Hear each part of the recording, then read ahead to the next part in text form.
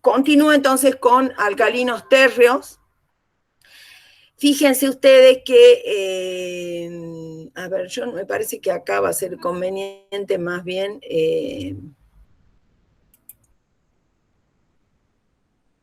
maximizar.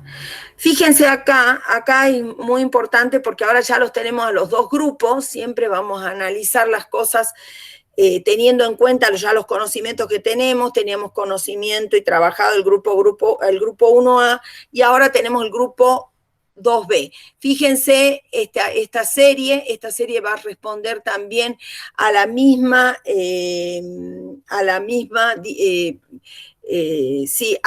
variación de propiedades, porque el berilio también, al igual que el litio, va a tener un comportamiento diferencial.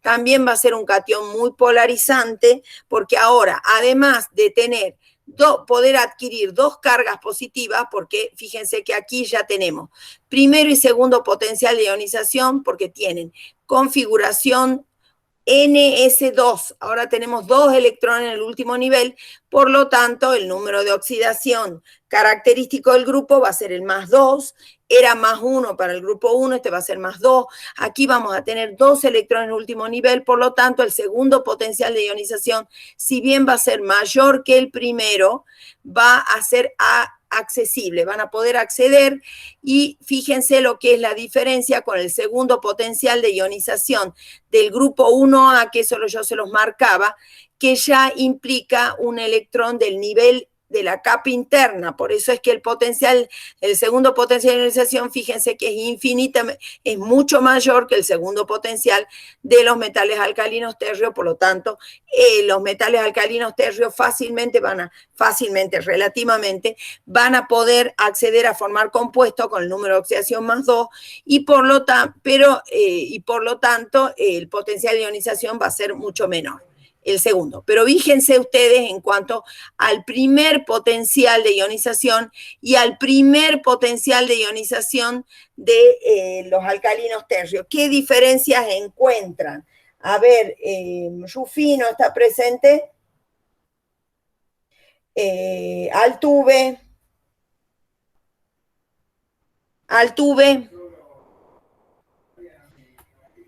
A ver, Cayo.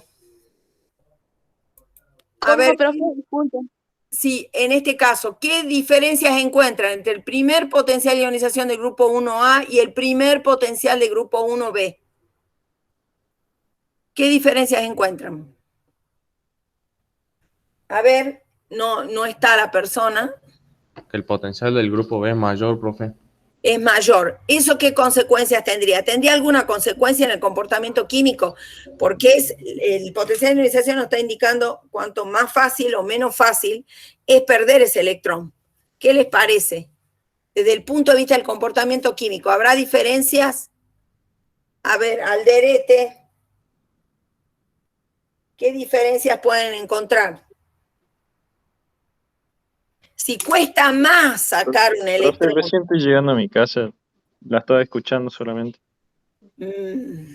Cuesta un poco más, digamos, extraerle un electrón. Si cuesta más, pero quiere decir, si cuesta más, siempre que pierden los electrones que reaccionan. En este caso también van a formar compuestos iónicos, vamos a formar un compuesto iónico característico, que los compuestos iónicos tienen propiedades características, bueno, estos compuestos también van a ser iónicos. Si va a costar más, quiere decir que van a ser menos reactivos, quiere decir que van a ser menos reactivos que el grupo 1A.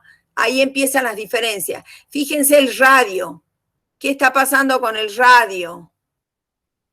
¿Qué está pasando con el radio? A ver, Aramayo.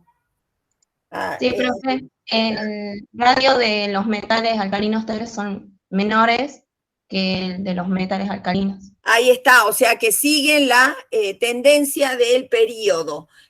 Fíjense, siempre van a disminuir los radios y por lo tanto el radio iónico también va a seguir esa tendencia, ¿sí? Van a ser menores, ¿sí? Fíjense la semejanza diagonal del litio con la del magnesio. Fíjense cómo los radios iónicos son parecidos, ¿sí? Fíjense, esa semejanza diagonal me va a indicar por qué el magnesio también forma un nitruro, igual que el litio, igual va a formar un carbonato que se descompone con el calor, igual que el carbonato de litio, va a formar un cloruro covalente, igual que el cloruro de litio, y de esa manera ahí vemos, ¿sí? Entonces, ahora vamos al punto de ebullición y el punto de fusión. ¿Qué me dicen? ¿Qué observan? ¿Qué observan en el punto de fusión? Porque son metales, estos son todos sólidos. Entonces veamos, ¿qué observan en el punto de fusión? Que los puntos de fusión de los alcalinos tercios son mucho más elevados que los puntos de fusión de los alcalinos. Son bastante más elevados. ¿Y eso por qué? ¿Por qué será? ¿Por qué será? Porque tendrían un enlace metálico más fuerte al... ¿Quién está hablando? Nicolás Jaime, exacto, un enlace más fuerte, un empaquetamiento mayor, las esferas, considerando que los átomos son esferas, van a estar más cercanas, va a mejorar aprovechamiento del espacio, van a tener una unión metálica más fuerte, ahí está el punto de fusión. Eso también se manifiesta, fíjense, en las entalpías de sublimación, o sea, la energía para pasar, el calor para pasar de estado sólido a vapor, fíjense, también son más altos, ¿sí? Entonces vamos a tener que ver que estos compuestos, para formar un compuesto iónico, van a tener energías reticulares mayores también, porque si me está costando un poquito más ionizar, me está costando más pasarlo al estado de vapor a cada metal, evidentemente la energía reticular va a ser muy negativa para compensar estas etapas en que tengo que poner dinero, poner energía, ¿sí? En ese balance energético, los metales alcalinos van a formar compuestos iónicos de mayor energía reticular. Las entalpías de hidratación, fíjense, las entalpías de hidratación son impresionantes. ¿Qué significa eso? Vamos a la sala y a ver, Gallo, Magdalena, ¿por qué tienen energías de hidratación tan altas? La energía de hidratación, decíamos siempre, que el que mejor se hidrata va a ser el más pequeño y de mayor carga, ¿sí? Entonces, ¿se está dando esa situación en estos metales? Gallo. ¿Cómo, profe? Disculpe. Fíjense que las energías reticulares son mucho mayores, mucho más negativas que los metales alcalinos. ¿Por qué será? Sí.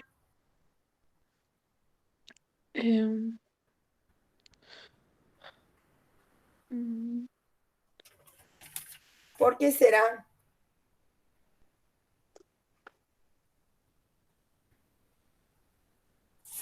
¿Qué era la energía de hidratación? Vamos a revisar, porque eso lo vimos cuando ingresamos a equilibrio de precipitación. A ver, Emilce Romano, ¿qué era la energía de hidratación?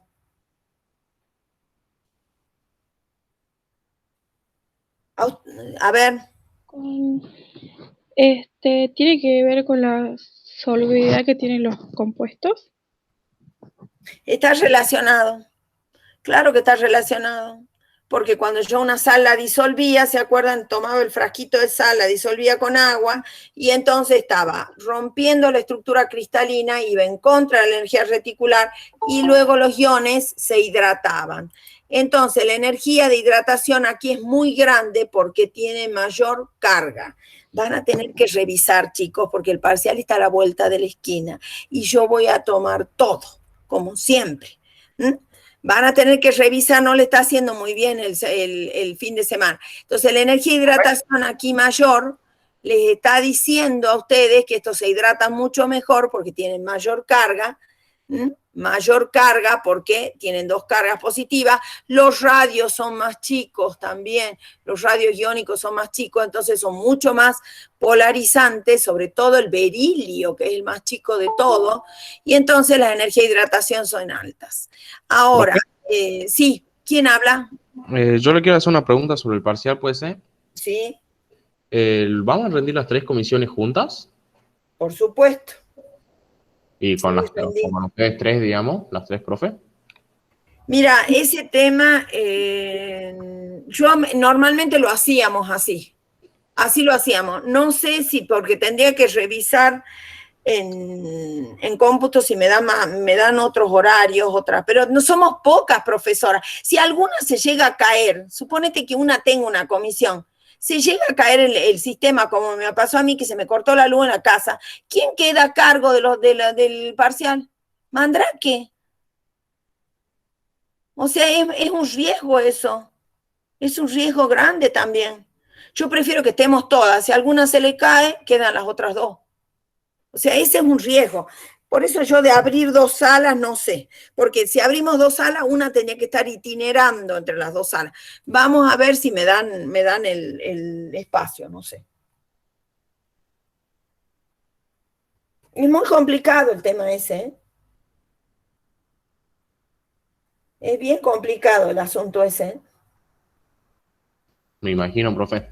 No, no es tan simple, ya lo hemos vivido, así que conozco eso. Bueno, veamos el caso de los potenciales de reducción. A ver, Rivero, José, ¿qué me diría de las propiedades de estos metales en cuanto si son oxidantes, reductores, qué son? ¿Cómo, profe? Estos metales, fíjate en los potenciales de reducción. ¿Qué comportamiento tiene acá el grupo 2A? ¿Son oxidantes o reductores, según este dato? Son oxidantes. ¿Por qué? Porque tienen potenciales de reducción muy negativos. Y si son negativos, ¿qué me dice si el potencial es negativo? ¿Tienen El tendencia potencial a de reducirse? oxidación es muy positivo. Entonces, ¿son oxidantes? ¿Son Sí. oxidantes? Te pregunto.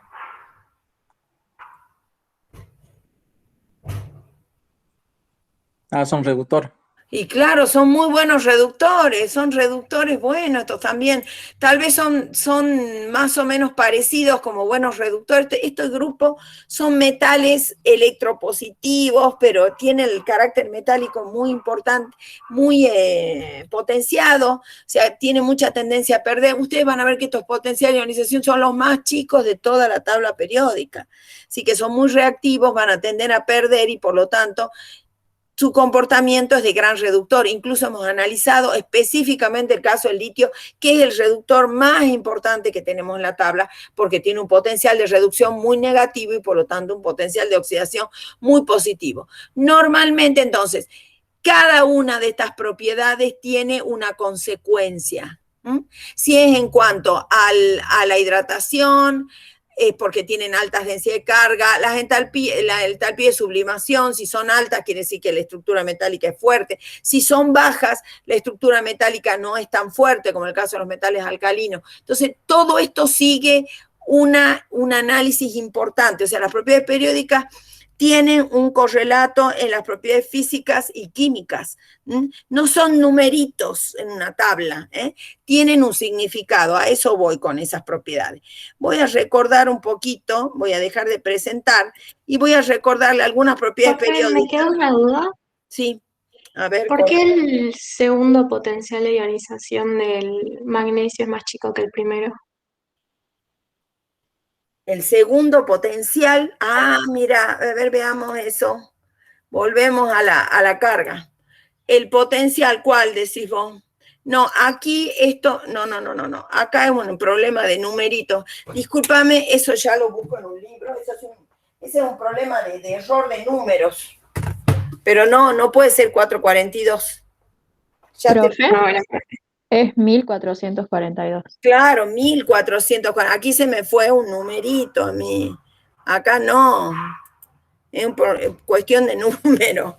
No, 1442. Fíjense cómo aumentan los potenciales de ionización, porque evidentemente al aumentar el potencial, fíjense cómo está vinculado con el radio, ¿no? Al aumentar el radio,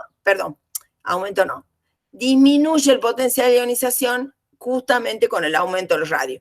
Estas dos propiedades se pueden analizar juntas porque son inversamente proporcionales ambas. Fíjense, este análisis, que me lo han preguntado mucho, se basa en eso fundamentalmente. ¿Por qué el radio disminuye? Vamos a ver eso ahora, recordando un poco lo que son las propiedades periódicas. Voy a dejar de presentar y voy a presentar ahora una partecita de lo que son las propiedades periódicas, que eso está igual en la plataforma, pero hay que recordarles igual. Propiedades periódicas, ahora vamos a abrir y vamos a compartir recordando algunas propiedades periódicas, porque acá es muy importante esa parte. Fíjense, estamos compartiendo ahora propiedades periódicas, ¿no? Fíjense que esas propiedades, ¿estamos compartiendo o no? Sí. Bueno, estas propiedades periódicas, fíjense, las que me va a interesar analizar. Radioatómico y radioiónico son magnitudes atómicas, son distancias. Estas se pueden medir con rayos X. Después, las tendencias, electronegatividad, carácter metálico, carga efectiva, carga nuclear efectiva. Estas son tendencias que se miden dentro de la tabla. Y finalmente, el potencial de ionización, la energía electroafinidad, son energías, ¿sí? Para ir definiendo y recordando. Fíjense ustedes que, de acuerdo a cómo se ubican los elementos en la tabla, completan subniveles atómicos, ¿sí? Grupo 1A y 2A completan el nivel S. 1S, ¿ven? El nivel S. Todo este bloque de transición completa el nivel D. Y este bloque P se llama bloque P porque son los elementos que completan el nivel P. Y finalmente los del bloque F, ¿sí? Eso es muy importante que vayan ubicando. ¿Profe? Sí. ¿Le puedo hacer una pregunta sobre el ciclo de Born-Haber? Sí, eso es muy importante, ¿eh? ¿Cuál es la diferencia entre el potencial de ionización y la afinidad electrónica? Acá está la diferencia, la acabo de mostrar. Son dos energías, por empezar. A ver, lo van a contestar tus compañeros, porque ya lo analizamos a eso. A ver, ¿dónde está? No me sale la lista. Acá está la listita. A ver, Maizares, ¿qué es el potencial de ionización? Porque eso lo tienen que haber visto ustedes en química general. Y lo recordamos acá también. Nada. Arancibia, ¿qué es el potencial de ionización? Es la energía que se necesita para extraer un electrón. ¿En qué estado está? ¿A quién se le extrae al electrón? De un átomo en estado gaseoso para que forme un catión. Un mol de átomos a un mol de iones. Bueno, ahí está la contestación. Y ahora vamos a los compañeros que también estuvimos analizando esto. Belén Frank, ¿qué es la electroafinidad? La electroafinidad es la energía liberada que se produce cuando un mol de átomo aislado gaseoso gana un electrón. Bien, entonces normalmente, ¿quiénes van a tener potenciales de ionización bajos y o sea, tomando en módulo, ¿no? Porque la electroafinidad es exotérmica y el potencial de ionización es endotérmico. Tomando en módulo, ¿quiénes van a tener los potenciales de ionización más altos? Candela, Arias. ¿Quiénes van a tener los potenciales de ionización más bajos, mejor dicho? A ver, Arias. ¿Quiénes van a tener los potenciales de ionización más bajos? Cuando tiene mayor facilidad de... No, fuerte, por favor, no escucho. Cuando tiene mayor facilidad de extraer los electrones. ¿Y cuáles son esos elementos?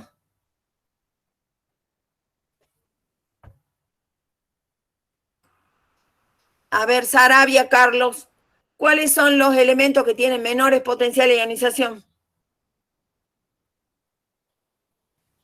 Hola, profe. Sí.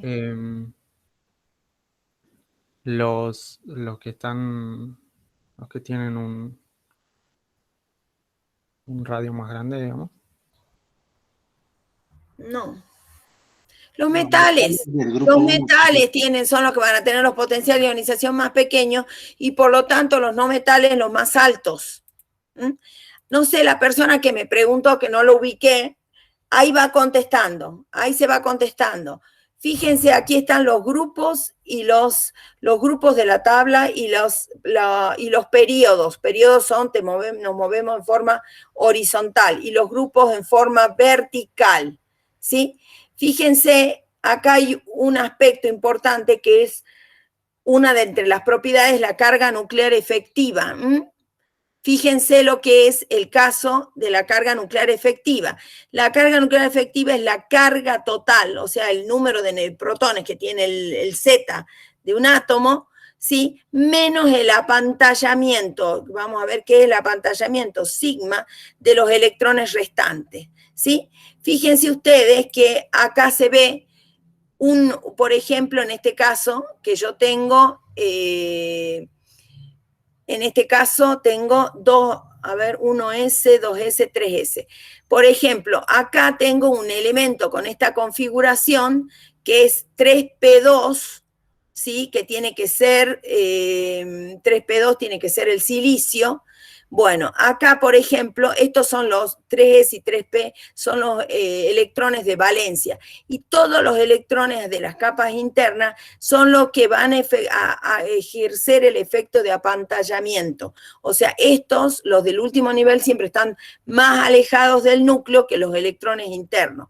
Entonces, la fuerza atractiva del núcleo sobre estos últimos electrones siempre va a estar mediada por estos electrones de capas internas. Estos electrones de capa interna lo que hacen fundamentalmente es atenuar ese efecto atractivo al núcleo y se llaman, por eso ejercen un efecto pantalla. Esta es la constante de apantallamiento. Entonces, cuanto más, por ejemplo, en el caso de los metales alcalinos y alcalinos térreos, cuando vamos bajando en el grupo, el Z aumenta, pero también aumenta la constante de apantallamiento porque el último electrón cada vez está más alejado del núcleo. Y entonces la carga nuclear efectiva que vive o que siente ese último electrón es menor porque todos los electrones de la capa interna hacen efecto pantalla. Por eso que en el caso de los metales alcalinos, fíjense ustedes, ¿qué pasa? El Z aumenta, pero también aumenta la constante de apantallamiento, entonces la carga nuclear efectiva disminuye cuando me voy moviendo hacia abajo en un grupo y aumenta cuando me voy moviendo en un período, porque en un período los niveles no aumentan, van aumentando los electrones en el mismo nivel y entonces va aumentando también el número de protones en el núcleo y por lo tanto la fuerza atractiva no disminuye y por lo tanto el efecto pantalla es muy pequeño cuando me muevo en un período y la Z efectiva aumenta. ¿Sí? Entonces... Sí, ¿hay alguna pregunta? ¿El flúor sería el de mayor carga entonces? Exacto, el de mayor Z nuclear efectiva, porque es un no metal, está arriba, ¿no es cierto? Están los electrones muy cercanos al núcleo, el último nivel, y por lo tanto la fuerza atractiva es muy grande, por eso es que los no metales no tienen tendencia a perder electrones, todo lo contrario que los metales. ¿Sí? Y eso se ve entonces en esta propiedad que se llama la Z nuclear efectiva.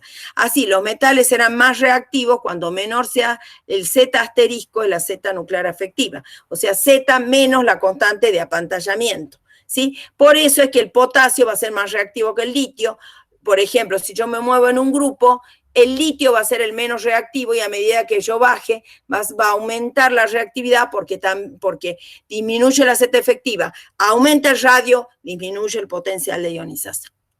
Por eso es que el litio va a reaccionar, va a ser menos reactivo que el potasio o el rubidio. Entonces, cuando el litio reaccione con agua, va a ser una reacción controlable. Pero cuando el rubidio, o sea, los elementos de casi al último, que están ya al final del grupo, va a ser explosiva la reacción con agua. Va a ser un peligro directamente hacerlo en el laboratorio, ¿sí? Y el flúor fíjense, el flúor es el más reactivo del grupo de los halógenos, pero con un comportamiento inverso a los metales. Es el más reactivo, pero atrayendo electrones, incorporando electrones, convirtiéndose en ion negativo. Fíjense eso. Veamos. Entonces, la carga nuclear efectiva es una propiedad importante que está vinculada con el tamaño del núcleo, con el tamaño del átomo y obviamente con el potencial de ionización. ¿Sí? Los radios atómicos, por ejemplo, ¿no? Fíjense cómo es el tema. El radio atómico, cómo va a ir aumentando en un grupo. Fíjense aquí. Acá está bien gráfico. En un grupo aumenta, en un periodo disminuye. Hay algunas discontinuidades acá, que ya la vamos a ir explicando. Fíjense en el caso de en este grupo que está en esta parte, en el bloque P que se llama, los que completan electrones en el bloque P, cómo varía el radio. Fíjense, en un periodo el radio no aumenta, tiene tendencia a disminuir, porque no aumentan los niveles y aumentan los protones con el electrón diferencial ese de cada elemento, de cada elemento que se suma en el periodo, y por lo tanto el radio no aumenta porque la fuerza atractiva del núcleo se mantiene fuerte. Eso es una relación así, tienen que hacer. Dentro de los radios puedo clasificar los radiometálicos, en el caso de los metales, radio covalente, en el caso de los átomos unidos covalentemente, y radio iónico, los átomos que forman iones, que tienen tendencia a formar iones, o sea, son metales con bajo potencial de ionización o no metales con alta energía de electroafinidad. Y van a formar iones, van a formar estructuras iónicas, ¿sí? Bueno, esas cuestiones. Y los radios iónicos, como ustedes saben, van a ser siempre, en el caso de los metales, van a ser menores que los radios atómicos, y en el caso de los no metales van a ser mayores que los radios atómicos. ¿Por qué van a ser mayor un anión, por ejemplo? En el caso del flúor, yo tengo el átomo de flúor, el anión flúor. ¿Por qué el radio del anión flúor es mayor que el radio atómico? A ver, López, Elías. ¿Por qué aumenta en el caso de los aniones con respecto al átomo? ¿Por qué aumentará? ¿Qué es lo que pasa ahí? ¿Qué efectos se producirán ahí para aumentar el radio en el caso de los aniones?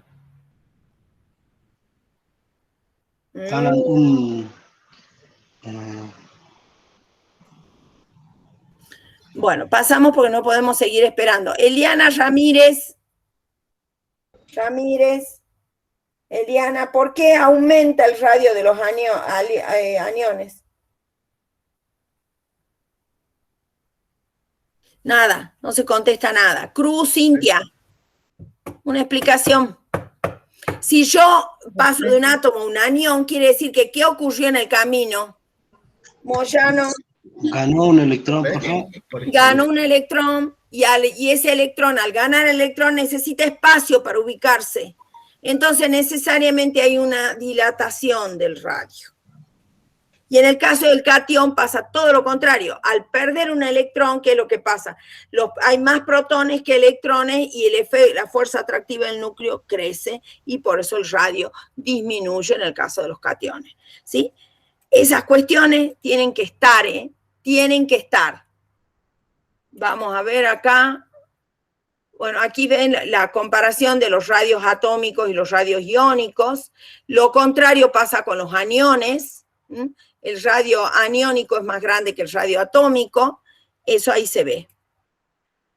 Y la energía de ionización, acá les aclaro, es un proceso endotérmico y siempre la primera energía de ionización es la menor y cuando la segunda va a ser mayor, la tercera va a ser mayor, eso siempre va a pasar en el potencial. Siempre va a costar menos sacar el primer electrón que el segundo electrón porque el radio se va disminuyendo y el potencial de ionización va creciendo. En el caso de la primera y la segunda ionización, ¿sí?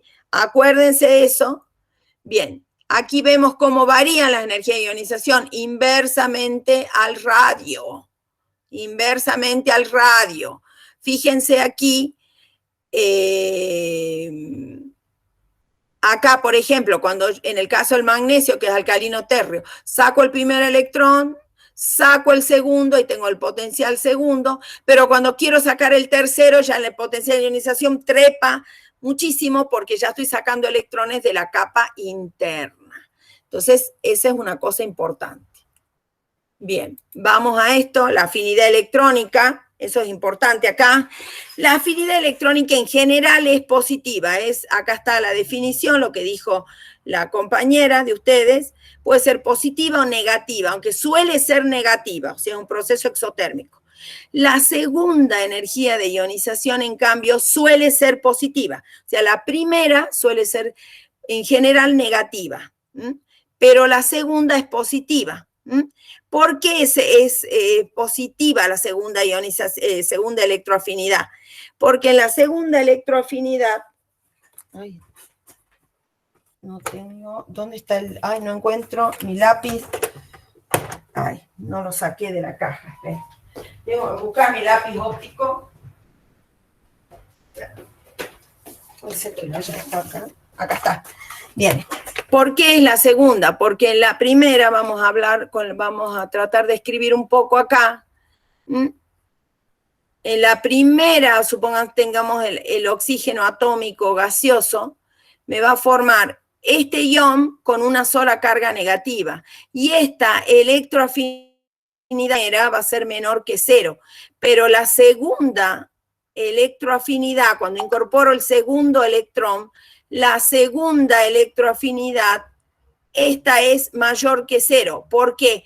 Porque al incorporar el segundo electrón, yo ya tengo en ese sistema, en ese ion, ya demasiados electrones necesitan lugar y mucho más el segundo electrón, porque ya además de necesitar más lugar, estamos incorporando cargas, partículas cargadas que se repelen entre sí. Entonces, para estar estable, tienen que distanciarse un poco y, por lo tanto, para incorporar el segundo electrón ya tengo que poner energía. ¿Se acuerdan que la energía era el dinero de la naturaleza? Acá me devuelve plata y acá en el segundo electrón ya tengo que poner plata. ¿Profe? Sí. A ver, quiero ver, Fernández, ¿no? Sí, soy yo, profe. Sí. ¿La carga de afinidad electrónica son aditivas, ambas? No, sí, pues si usted las quiere sumar, sí. Son aditivas si las quiere sumar, si necesita sumarla. Por ejemplo, cuando usted en un ciclo de von Haber y tenga, por ejemplo, la formación del óxido de magnesio, fíjense que es un compuesto iónico, como todos los óxidos metálicos. ¿Dónde está otra vez la plumita? En el caso del óxido de magnesio, sólido más oxígeno gaseoso, que me va a dar un compuesto iónico sólido. A ver, ayúdenme a igualar la ecuación. Un medio del oxígeno nada más. Un medio de oxígeno, ¿sí? Bueno, acá usted va a tener que tener en cuenta la primera energía de ionización, la primera y la segunda del magnesio. Y la primera electroafinidad y la segunda electroafinidad, porque acá el oxígeno tiene carga 2 menos.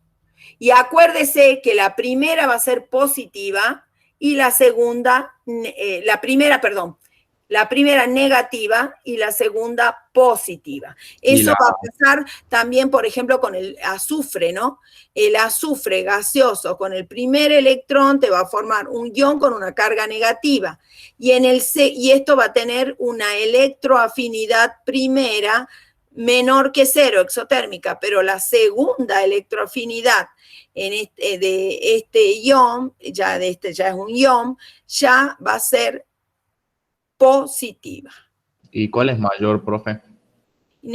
Generalmente la segunda es mayor, pero lo que pasa que, ojo, que usted está comparando, ¿no? Tenga presente un número negativo con un número positivo. Hábleme en módulo. En módulo sí, esta va a ser mayor. Siempre tenga presente esos detalles. Bien, acá está la afinidad electrónica. La afinidad electrónica, fíjense cómo aumenta en este sentido y en este sentido. Por eso la afinidad electrónica más grande van a estar en los elementos que estén por acá. Por ejemplo, el flúor, el cloro, ellos van a tener la afinidad mayor. O sea, la afinidad electrónica tomada en módulo va a ser grande en los no metales, porque los no metales son los que tienen tendencia a incorporar electrones, ¿sí? Esta variación está aplicada en módulo. Nosotros sacamos el módulo si es un número, siempre porque son números negativos en general, salvo la segunda afinidad, ¿sí? Entonces, fíjense cómo varía. Acá tenemos valores de afinidad electrónica acá tenemos el flúor altísima, acá es bastante baja en el caso de los metales, porque no tienen tendencia a incorporar electrones, y acá es muy alta porque acá tenemos los no metales. Ahí se ve la variación. Acá se ve una pequeña discontinuidad que la vamos a tener que estudiar un poquito, estudiar con halógeno. Este es menos 328, este es menos 349, o sea, esta es más negativa que esta. ¿Sí? Acá se libera más energía que esto, pero eso lo vamos a estudiar en su momento. Las discontinuidades las vamos a estudiar en su momento. El carácter metálico, siempre el carácter metálico, fíjense, aumenta hacia abajo en un grupo y hacia la izquierda. Y el carácter no metálico justo a la inversa. ¿Qué es un carácter metálico? Una propiedad metálica tiene que ver con la alta densidad, generalmente son densos los metales, salvo los alcalinos que son muy, muy poco densos, ahí vimos los puntos de fusión bajos. Alta conductividad térmica y eléctrica, ya le explicamos por qué, la van a explicar con la teoría de bandas. La gran mayoría de los metales son maleables. A ver, recordemos cuáles son, qué significaba la Canaviri. ¿Qué significaba la maleabilidad de los metales? Estoy como Menem. Maleabilidad de los metales. Canaviri. Que los puedo manipular mejor, profe. ¿Pero cómo? ¿Cómo? ¿Los quiere trabajar? ¿Y los qué? Los puedo doblar, qué sé yo. No me gusta. ¿Qué es la maleabilidad de un metal? Es la posibilidad de... A ver, Alderete. Profe. Que mediante calor yo los puedo deformar. Ay, pero estamos en la misma imprecisión. Profe, ¿Qué quiere hacer? Es la Y la capacidad ductilidad, si de... en frío los puedo deformar. No me están diciendo. Profe, la capacidad de flexión que tiene un metal sin deformarse. No, sin perder su forma. tampoco, no. Que pueden ser estirados en láminas. Exacto, portal, grande. Es la capacidad de estirar en lámina, porque yo las láminas son las que puedo trabajar, después construir máquina. Eso es lo maquinable. La maleabilidad de un metal me da mucha la posibilidad eso de generar las láminas y generar chapas y armar cosas. Estirarlo en lámina. Lo contrario, la ductilidad, que es la capacidad de para poder construir hilos. ¿Sí? Esa es la ductilidad. Bueno, esas son las dos propiedades clave de los metales, ¿eh? No se olviden, porque eso me da la capacidad, sí, yo lo puedo deformar, pero ¿cómo? En la maleabilidad es preciso, es poderlo estirar en láminas o en hilos, en el caso de la ductilidad. Hay que ser preciso con las respuestas, ¿eh? Y la electronegatividad, fíjense que esta es otra cosa que ustedes siempre hablan y a veces tampoco son precisos en la definición. La electronegatividad mide una tendencia, como el caso de la carga nuclear efectiva. No es ni una distancia como los radios, ni una energía como el potencial de ionización o electroafinidad. Es una tendencia y está relacionada, muy vinculada, acuérdense, únanla para siempre, la tendencia de los átomos a atraer hacia sí los electrones del átomo de otro elemento cuando se combinan. Entonces estamos hablando de enlace covalente. La electronegatividad se mide en el enlace covalente. Cuando están unidos otros átomos y están compartiendo electrones, bueno, la tendencia a atraer el par hacia sí. Por eso tenemos átomos muy electronegativos. Obviamente los más electronegativos son los no metales, porque son los que tienen tendencia, cuando están combinados en forma covalente, a atraer ese par electrónico hacia sí. Por lo tanto, la electronegatividad crece hacia arriba en los grupos y hacia la derecha, donde están los no metales clásicos en la tabla, ¿sí? Esas cuestiones había que revisar. Electronegatividad y carácter metálico son conceptos opuestos. A mayor electronegatividad, menor carácter metálico y viceversa, ¿sí? Esto mide la tendencia, acá está analizado generalmente. Un átomo muy electronegativo se puede decir que es un compendio entre el potencial de ionización y la electroafinidad, ¿sí? Pauling lo relacionaba con esas dos propiedades, con esas dos energías, ¿sí? Por eso es que él establece la famosa tabla de electronegatividades de Pauling y establece límites. ¿Cuál era el elemento menos electronegativo? El francio, está Comatic, está abajo. ¿Cuál es el elemento menos electronegativo? El francio, ¿sí? ¿Cuál es el elemento más electronegativo? el flúor, eso lo saben bien ustedes porque lo repiten, lo contestan rápido a eso, ¿sí? Y aumenta hacia arriba en los grupos y hacia la derecha en los periodos, ¿sí? Bueno, acá hay algunas conclusiones interesantes. Los elementos con bajo potencial de ionización y bajas afinidades electrónicas son electropositivos y tienen carácter metálico. Fíjense cómo ahí en esta propiedad, en esta oración, yo relacioné potencial de ionización, afinidad electrónica, electropositividad y carácter metálico. Y los elementos al revés, alto potencial de ionización, altas afinidades electrónicas, son electronegativos y tienen carácter no metálico. Fíjense cómo se relaciona todo. No hay nada suelto ahí, no hay conceptos sueltos, porque no sirven para nada los conceptos sueltos. Y habla aquí, por ejemplo, de otra parte que son los cationes polarizantes, que cuando yo pregunté del berilio, por qué tenían una energía de hidratación tan alta los metales alcalinos tercios, es porque evidentemente vamos a tener esta propiedad, la polarización. Fíjense, dice, el modelo iónico de enlace supone que aniones y cationes son esferas rígidas. O sea, el modelo iónico, los iones positivos y negativos son esferas rígidas. Y cuando los aniones tienen el radio mayor que los cationes, se ocurre otro efecto, o sea, no dejan de ser esferas rígidas. El catión cuando es muy chico y el anión muy grande, el catión chico indica que es polarizante, empieza a concentrar mucha carga en un espacio pequeño y hace que el anión se deforme.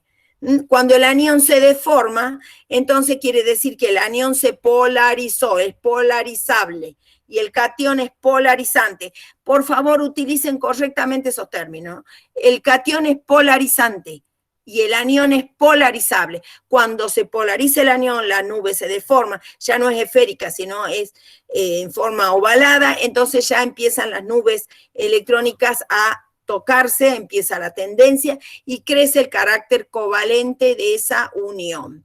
Entonces, los cationes de alta densidad de carga, como estos, se llaman cationes polarizantes y los aniones que se polarizan se llaman polarizables. Los aniones polarizables son aquellos de mayor radio y carga. Cuanto mayor carga y radio tenga, van a ser polarizables. Entonces, ese efecto hay que tener mucho cuidado, de tenerlo claro, porque los cationes más polarizantes son los que mejor se hidratan, como el caso del litio, el berilio, el aluminio, por eso el berilio tiene una brutal energía de hidratación y mucho más grande todavía la del aluminio, ¿sí? Porque tiene 3 cargas positivas. Estas cuestiones hay que tenerlas claras. Voy a dejar de compartir y lo hice justamente para recordarles entonces el tema de las propiedades periódicas, que sí la vieron en química general, pero hay que ver cómo la vieron para ustedes. Acá tenemos los metales alcalinos tercios, acá están las propiedades más específicas, ¿sí? Está un poquito más detallada la tabla anterior. Aquí hablamos del carácter diferencial del berilio. Hablábamos que el berilio va a ser un catión polarizante, por lo tanto se va a hidratar con fuerza, pero no solamente se va a hidratar, va a formar una especie química determinada. El catión, otro compuesto de coordinación, se llama catión, a ver, quiero escribir acá, pluma, el catión el ion tetracuoberilio, o sea, es tanta la fuerza con que atraen a las moléculas de agua que ya forma una especie química. O sea, en solución acuosa, de ahora en adelante, esto no existe, existe esto, ¿sí? Y ese catión va a formar un compuesto de coordinación que se va a llamar ion tetraacuoberilio 2, porque ese es el número de oxidación. Esta es nomenclatura para compuestos de coordinación de acuerdo a la UPAC, ¿sí? Fíjense que con alta densidad, pues esta alta densidad de carga me va a hacer que los cationes, como va a ser chiquito, con doble carga positiva, a los aniones lo va a deformar, sobre todo si el anión es grande, como el caso del cloro, que es más grande que el flúor, ¿sí? Y va a formar un compuesto con carácter covalente, igual que el cloruro de litio, ¿sí? Por lo tanto, el berilio, el cloruro de berilio va a tener mucho carácter covalente. Ese carácter covalente se va a expresar en una estructura de Lewis que el berilio, díganme, en el caso de este compuesto que tiene mucho carácter covalente, o sea, se acabó para ustedes decir en forma rotunda, carácter es iónico o covalente, no, vamos a hablar de carácter. Vamos a hablar mayor carácter, menor carácter. El cloruro de berilio tiene mucho carácter covalente comparado, por ejemplo, con el resto de los cloruros de los metales alcalinos. Térreos. Entonces el cloruro de calcio va a ser iónico, pero el cloruro de berilio va a tener mucho carácter covalente y por lo tanto yo lo voy a poder expresar en, ¿a dónde estoy? No sé si estoy compartiendo, me parece que me olvidé de compartir. Perdón, voy a volver a compartir. Son cosas que pasan. Acá estaba escribiendo yo, ¿dónde estaba escribiendo? Acá. Entonces, en esta estructura de Lewis, de este ion, díganme, el berilio, ¿qué característica especial tiene? Si yo veo cuántos pares electrónicos se rodea y de cuántos electrones se rodea, ¿qué característica tiene el cloruro de berilio? Fíjense, a ver, vamos a señalar a una persona, porque si no, a ver, Palópoli. Vamos a ver, ¿está cumpliendo con la ley? ¿Profe? Sí, ¿está cumpliendo con la ley del octeto electrónico? Sí. Sí, bueno, vamos a contar. El berilio no, profe. ¿Quién está diciendo no? Yo soy Francisco. Ah, Francisco. ¿Y por qué usted dice que sí, Palópoli? No, perdón, estaba mal. ¿Cuántos electrones tiene a su alrededor el berilio? 4. 4. Entonces tenemos acá lo que se llama la deficiencia electrónica. Es lo mismo que hablamos cuando son 4 electrones, hay reducción de octeto electrónico, estamos hablando de un ácido de Lewis. Igual que el trifluoruro de boro, que lo vimos en su oportunidad, este es un ácido de Lewis, porque le faltan pares electrónicos. Puede recibir hasta 2 pares electrónicos, ¿sí? Entonces, este es un ácido de Lewis. Todo lo que vimos de teorías de ácido-base, empiecen a utilizarlas. El berilio, al igual que el zinc y al igual que el aluminio, y justamente con el aluminio tiene semejanza diagonal, si ven la tabla, es anfótero. ¿Qué significaba que fuera anfótero, Cachi, Maximiliano?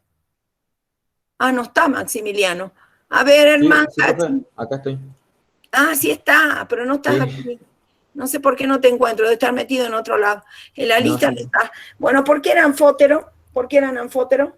Era anfótero porque podía reaccionar tanto como con una base como con un ácido. Con un ácido. Bueno, ahí le están, entonces el berilio va a tener esa característica. ¿Ah? Lo que ya vieron en el zinc y el aluminio, fíjense acá tienen el aluminio reaccionando con hidróxido de sodio, que era justamente un método de laboratorio, una reacción de laboratorio para obtener hidrógeno. Ahí se lo ve, clarito. Su óxido e hidróxido tienen menos carácter básico, no es atacado por el agua, y tienen carácter anfótero. Igual que el zinc y el aluminio, su óxido y su hidróxido son anfóteros. El berilio nos está demostrando el carácter diferencial siempre del primer elemento del grupo, ¿sí? Estas son las características más importantes. Una característica importante que forman carbonatos insolubles, todos los carbonatos de estos metales son insolubles y que se descomponen térmicamente para dar el óxido y el dióxido de carbono. Esta es una reacción característica. Por ejemplo, el caso de la cal, por ejemplo, los hornos de cal que trabajan las rocas calizas que tienen carbonato de calcio y se descompone por el calor y forma el óxido de calcio, que es la cal viva, y dióxido de carbono que se va a la atmósfera, ¿sí? El óxido de calcio es la cal que se la utiliza muchísimo en la construcción, ¿sí? Acá vamos a relacionar todo. Vamos al método de obtención. Un método de obtención, como el resto de los metales alcalinos, era la electrólisis de las sales fundidas. En este caso vamos a utilizar como electrolito el fluoruro de calcio. El fluoruro de calcio lo vamos a fundir y vamos a tener el electrolito, pero como tiene un punto de fusión muy alto, entonces, ¿qué hacíamos? Le vamos a agregar un fundente, el cloruro de calcio es el fundente que utilizamos. De tal manera que el cloruro de calcio lo que hacen es, en el sólido, lo que hace cuando mezclamos los dos y los fundimos, forman una mezcla homogénea que tiene un punto de fusión menor que los elementos, que las dos sustancias por separado. Eso me hace que el punto de fusión del proceso sea menor, yo gaste menos energía para fundir, ¿ven? Entonces la temperatura del proceso es menor de 900 grados, ¿sí? Puedo trabajar a menor grado. Fíjense que el cloruro de calcio es un subproducto del proceso Solvay, que era para obtener carbonato de calcio. Entonces el cloruro de calcio lo podemos, en vez de acumularlo ahí en pilas y pilas en la planta de Solvay, lo podemos utilizar como fundente, digamos. Hay que ver también el mercado cuánto requiere, pero se lo puede utilizar como fundente. Se utiliza ánodo de carbón, que es que está en el medio, es un ánodo de carbón, es inerte, y el cátodo de hierro. El cátodo es el tanque. El mismo tanque es el cátodo, los dos son inertes. Fíjense que se va a obtener lo que se obtiene siempre en estos casos. Como no tengo agua, acá como no hay agua que me interfiera ahí oxidándose o en el ánodo o reduciéndose en el cátodo, yo puedo perfectamente esperar que en el ánodo positivo, en mi ánodo, lo que ocurra es que el calcio 2+, como esto se funde, sólido pasa a estado líquido, ¿sí? Y en el estado líquido está totalmente disociado, ¿sí? Me va a dar calcio 2+, más 2-flúor, ¿sí? Este ion calcio se reduce, perdón, estoy hablando macana, acá, perdón. En el ánodo se tienen que oxidar. Acá, en el ánodo, entonces, lo que va a pasar es que el fluoruro va a pasar a flúor gaseoso, ¿sí? Dos electrones. Y en el cátodo, sí, el calcio se va a reducir a calcio 0.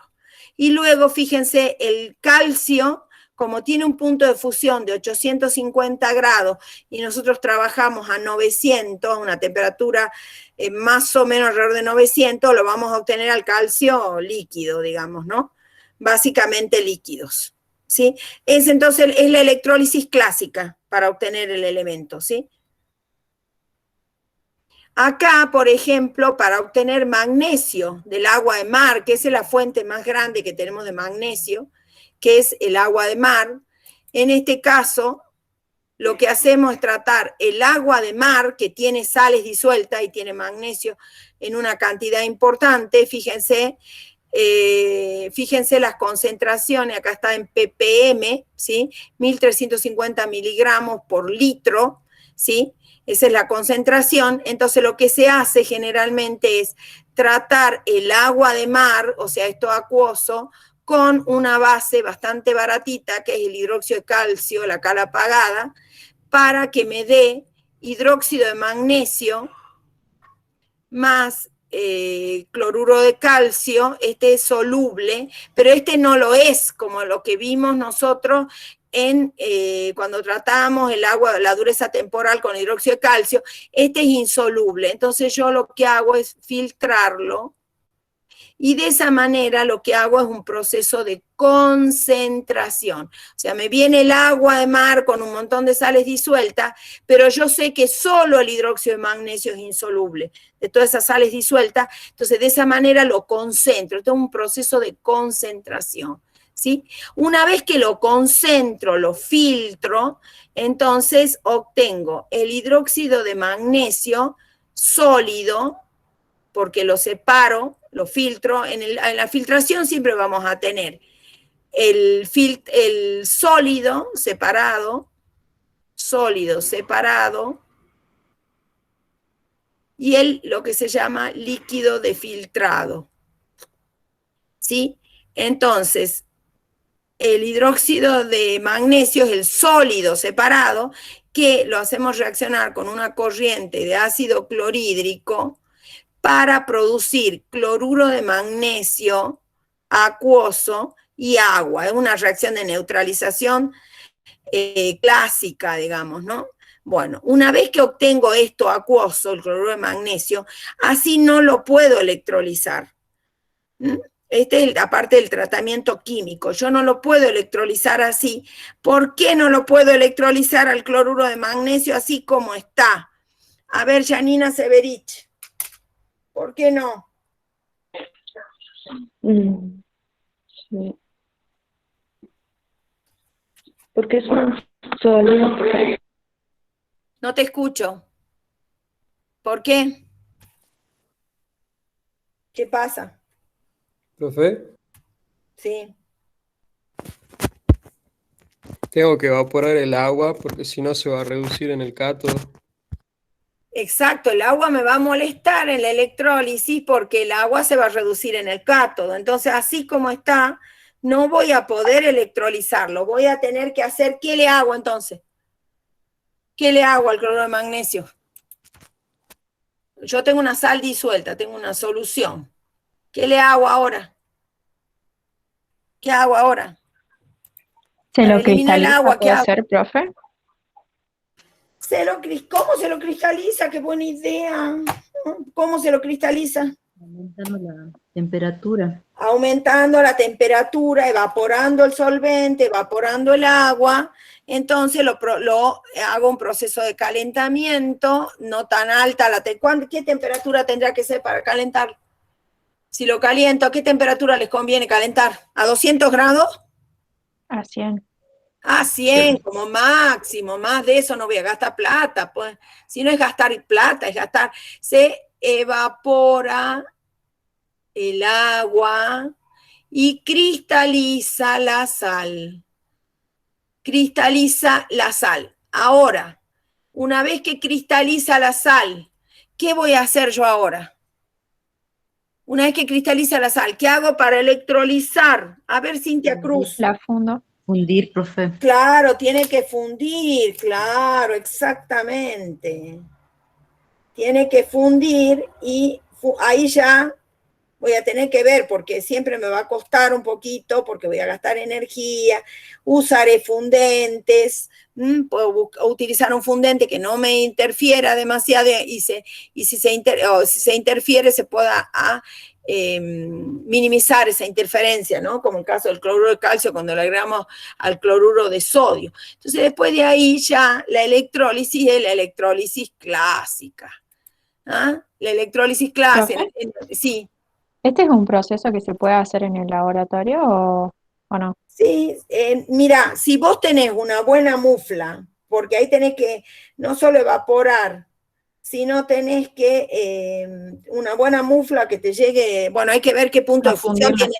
Hay que ver el punto de fusión. Acá el sólido funde a 700, acá está. O sea, tiene que trabajar una mufla puede llegar a eso, fundir la sal. Después a eso, una vez fundir, tenés que electrolizar a alta temperatura, esas electrólisis, igual que el caso del fluoruro de calcio, son a alta temperatura.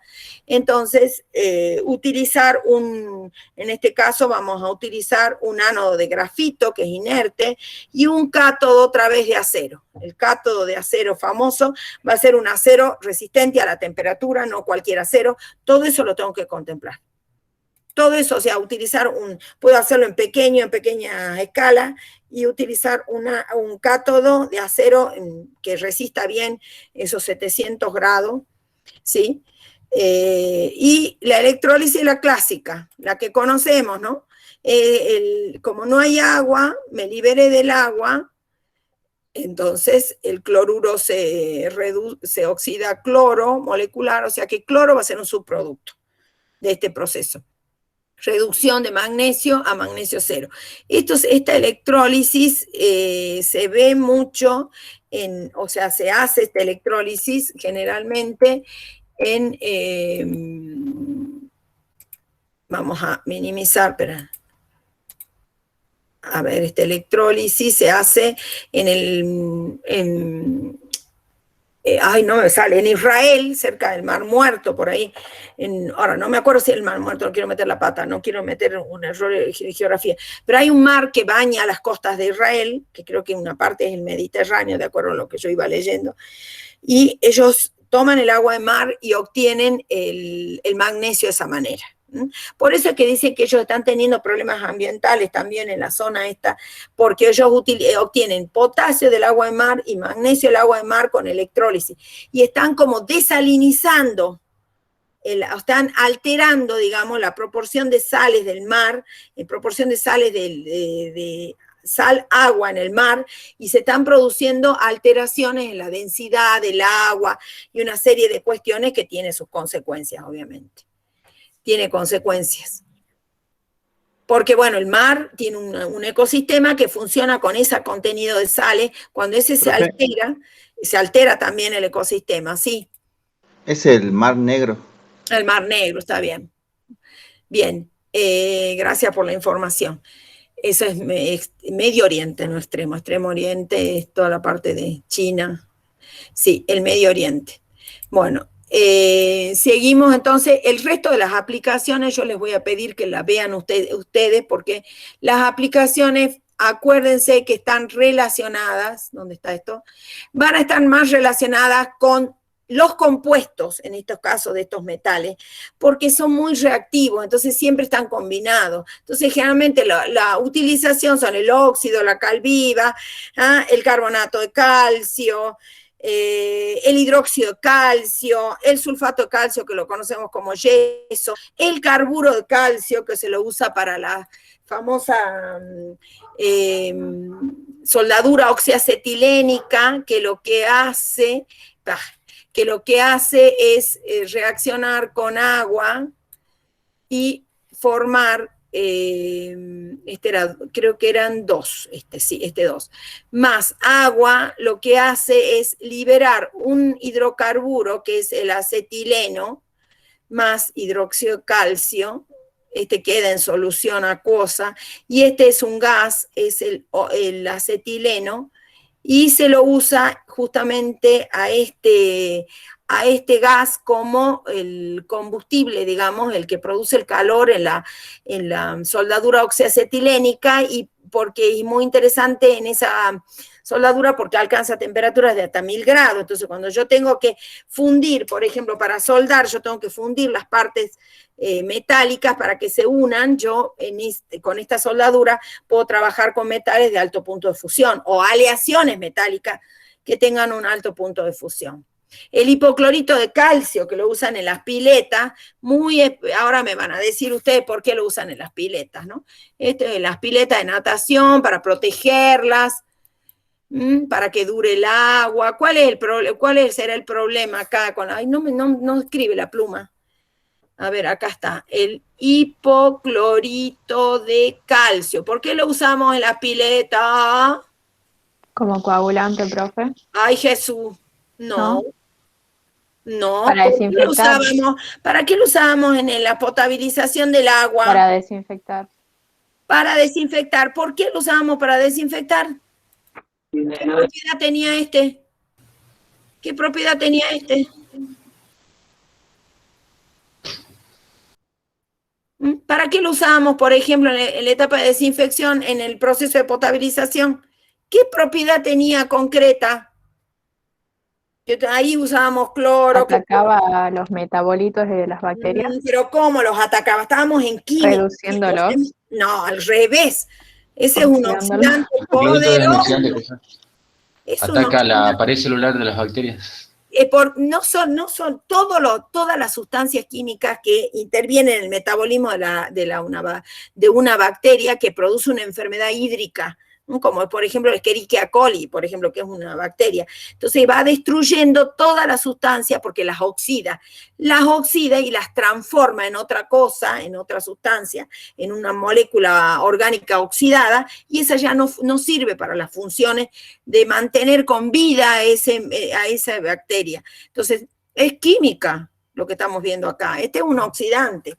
Por eso lo usamos para las piletas, pues, para que evidentemente, el uso que se hace de la pileta de natación tiene contacto con un montón de sustancias y la misma agua puede tener alguna bacteria, entonces de esa manera evita que haya desarrollo de bacterias que producen enfermedades hídricas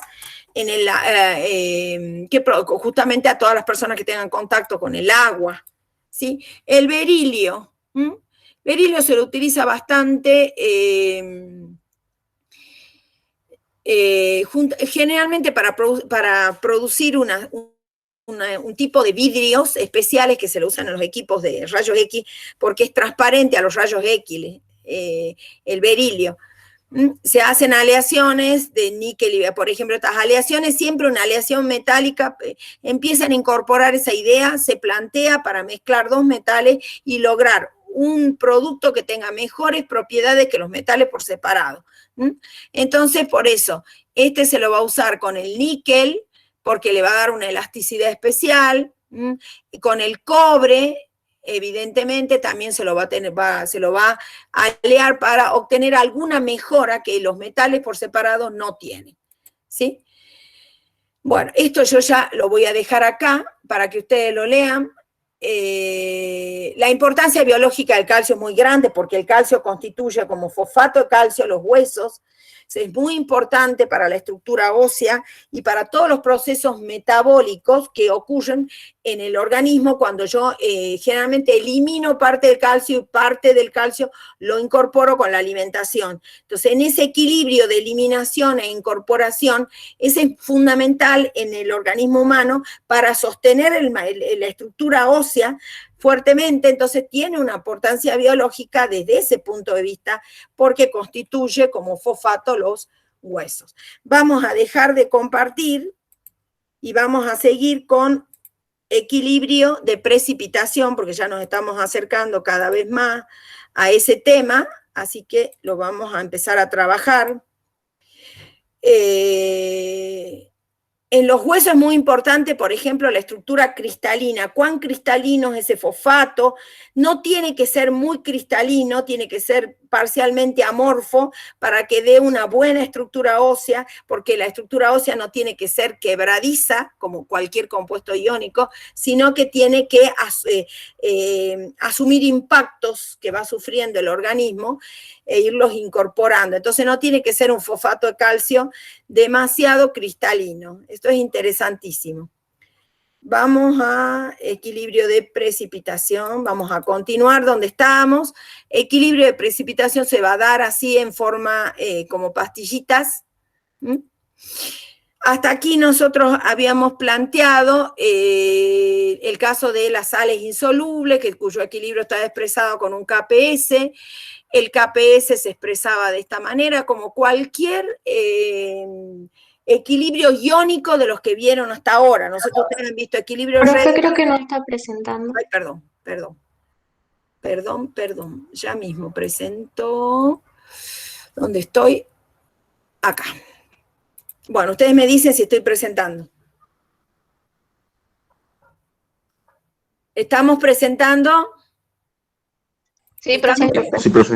Entonces, fíjense acá, en esto que damos la clase pasada, en cuál era la expresión del KPS. Bueno, fíjense ustedes que los coeficientes en este equilibrio del sulfuro, estos coeficientes aparecen como potencia, ¿sí? Acá ya hay que escribir perfecto los compuestos, acá no hay duda, ya se acabó. Y el que tenga dudas se ponga ya a estudiar, porque no vamos a admitir ningún error acá en el planteo del equilibrio, el número de cargas eléctricas. Fíjense que las cargas eléctricas, como todas salen, están compensadas, las positivas como las negativas. No vamos a admitir errores en los coeficientes, ni tampoco en la expresión de los KPS. A su vez, la expresión de los KPS se puede expresar el KPS. Fíjense, yo tengo una sal hipotética, que es el C, el catión, y X, el anión. Fíjense que lo puedo expresar hipotéticamente así, por lo tanto el KPS se va a expresar de esta manera, ¿sí? Ahí está un ejemplito para que se vayan entrenando un poquito. Yo puedo expresar ese equilibrio en función de la solubilidad. Fíjense acá, formato, revisar la plumita, necesito la pluma. Entonces ustedes van a ver que el KPS del cloruro de plata, que es insoluble, el sólido va a estar en equilibrio con sus iones, ¿sí? Sus iones. Y la concentración de estos iones en solución se la simboliza con S. Es la solubilidad. La solubilidad se expresa siempre en molaridad. Así que si se las dan en otras expresiones de la concentración, hacen la transformación. Por lo tanto, si el KPS, en este caso, se podría expresar de esta manera, como el producto de las concentraciones de los iones en solución, jamás voy a poner acá cloruro de plata, porque es un sólido, y los sólidos no aparecen en las expresiones de las constantes de equilibrio. Por lo tanto, el KPS se puede expresar en función de la solubilidad como S por S igual a S al cubo. Entonces, de esa manera, yo conozco... ¿Cuadrado, profe, o no? ¿Cómo? Cuadrado. Ay, perdón, que estoy loca. Cuadrado. Entonces, conociendo el KPS, yo puedo calcular la solubilidad o viceversa. Conociendo la solubilidad, puedo calcular el KPS. Y el KPS y la solubilidad a su vez, entonces va a ser la raíz cuadrada del KPS. Esto es sencillito, no hay mucho para decir. Sí, en el caso, por ejemplo, hablábamos de los huesos, que son menos mal que son insolubles los huesos. Miren si los huesos se nos llegan a disolver, eso va a ser terrible. Fíjense este que es un sólido, va a estar en equilibrio con sus iones, más fosfato, ortofosfato, sería 2. Entonces, el KPS se va a expresar como la concentración de iones calcio al cubo por la concentración de iones ortofosfato al cuadrado, ¿sí? Y cuando yo quiero expresar en función de la solubilidad, tengo en consideración estas cuestiones, ¿sí? Entonces, esto va a ser igual, 3, entonces 3S más 2 fosfato 2S. Por lo tanto, mi KPS va a estar expresado como 3S al cubo por 2S al cuadrado. Bueno, vamos a ver acá en la sala. A ver, Figueroa, Julieta, 3S al cubo, ¿cuánto te da? Figueroa. Jaime, ¿cuánto te da 3S al cubo? 0. 9S cubo, profe. ¿Cuánto? 9, sonamos. 3S. No, 27S como la cubo. profesora. 27S cubo. ¿Cuánto es 3S al cubo? 27S cubo. 27S al cubo. Ese es un error continuo. Continuo es el error ese. 4 por S al cuadrado. No entiendo por qué, pero es un error continuo. Eso me va a quedar 108 por S a la... ¿A la cuánto? A la cuarta. ¿A la cuánto? A la quinta. A la quinta. Bueno, entonces fíjense eso. Para escribir bien. Esto es una cuestión de escritura, tener en cuenta bien cómo hacer bien la disociación, ubicar bien el KPS, eso es sencillo. Bueno, acá tenemos un ejemplo distinto al cloruro de plata, el sulfuro de bismuto. Fíjense cómo queda expresado el KPS. Bien. Acá tengo varios datos de KPS de distintos. Acá tenemos un hidróxido insoluble y sales insolubles. Fíjense que el KPS es una medida de la solubilidad. ¿Por qué digo que es una medida de la solubilidad? ¿Cuánto es más insoluble a ver, Cruz, Rodrigo, ¿cuándo más es insoluble una sal, un hidróxido? Cuando tiene el KPS, ¿cuánto? O sea, el valor del KPS, ¿qué nos dice? Si es muy insoluble, ¿cómo será ese KPS? Muy pequeño, profe. Muy pequeño, va a tener una potencia negativa muy grande, entonces va a ser muy insoluble. Cuando más grande sea ese KPS, va a ser más soluble. Entonces, el KPS es una medida de la solubilidad. Nunca olviden ese concepto. No lo miren en forma mecánica. Piensen, esa potencia negativa me está diciendo algo. Cuanto más grande y negativo, más chico el KPS, por lo tanto, la solubilidad es menor. El dato de KPS nos ofrece esa cuestión. Ahora vamos a entrar a lo que es la relación entre el producto iónico, el PI, producto iónico QPS y el KPS. El producto iónico tiene la misma expresión matemática que el KPS, pero no es el KPS. El KPS es una constante, cuyo valor solo depende de la temperatura y de la naturaleza de la sal o de lo que sea insoluble, la sal o hidróxido insoluble. Depende de eso solamente. El QPS es simplemente el producto iónico de los iones que están en solución. No nos está indicando ninguna situación en particular. El KPS nos está diciendo que ya se estableció un equilibrio. Eso no se olviden ustedes, ¿no? Entonces, el QPS es simplemente el producto iónico de los iones en solución, de la concentración de los iones en solución, y nada más. No nos dice nada más, ¿sí? Ahora, puede llegar a ser un indicador cuando yo lo comparo con el KPS. Si el producto iónico es menor que el KPS, por ejemplo, en el caso del nitrato de plata, si ocurriera eso, si estamos en una situación que tengo iones plata por acá, iones cloruro por acá, ¿sí? Puede ser, sí, este producto iónico, el producto iónico QPS va a tener la misma expresión que el KPS.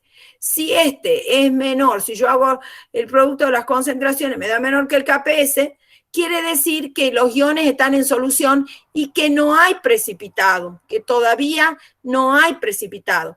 Si eso empieza a crecer, porque yo empiezo a agregar reactivo, agrego cloruro, agrego más iones plata, iones cloruro, o sea, le agrego una sal soluble que me ofrezca iones, como el nitrato de plata, que es soluble, entonces aumento la concentración de iones en solución, o le agrego cloruro de sodio, que es soluble, y aumento los iones cloruro en solución, puede llegar a que se iguale el KPS y entonces ya empiece a tengamos una solución saturada. Este es el punto inicial de la precipitación. Un pequeño, miserable aumento de las concentraciones de los iones, ya voy a tener precipitación. Entonces, esta es una herramienta que tengo para determinar si una sal, si la concentración de iones en solución amerita que pueda generarse un precipitado o no. Un precipitado es interesante en el análisis químico, y en el análisis químico cualitativo, por ejemplo, yo quiero que precipite algo para reconocerlo, porque sé que este ion forma una determinada sal insoluble y el otro ion no. Entonces yo lo puedo precipitar y ya lo reconozco. Entonces en una mezcla de iones puedo reconocer un ion por precipitación.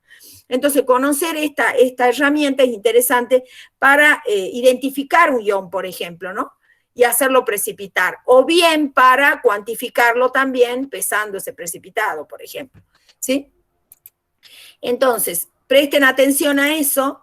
Acá tengo un ejemplo. Bueno, este es un cálculo de solubilidad en función del KPS.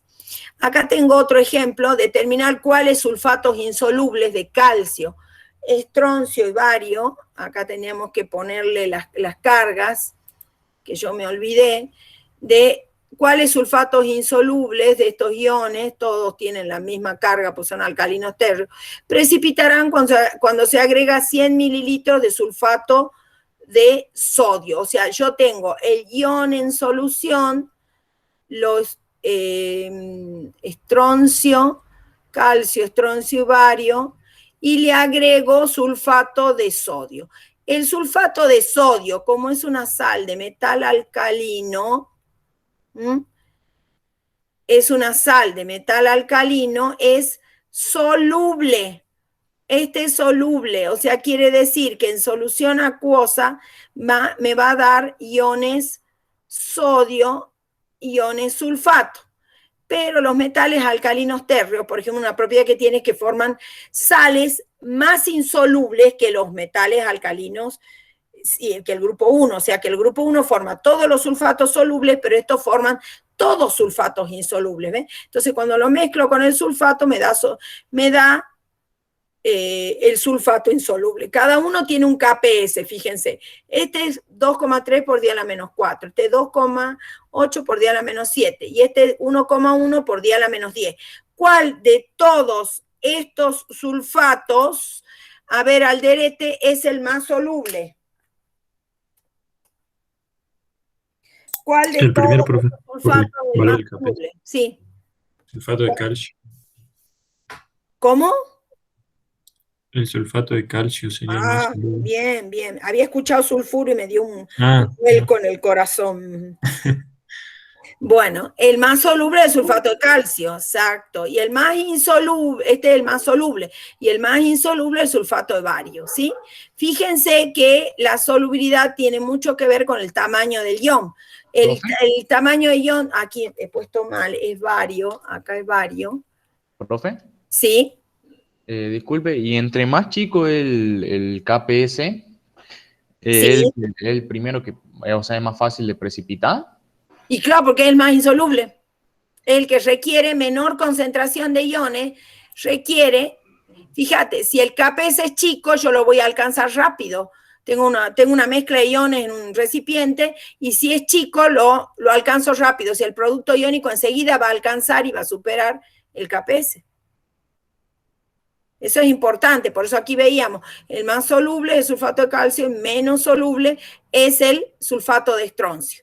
Entonces, vemos qué pasa acá.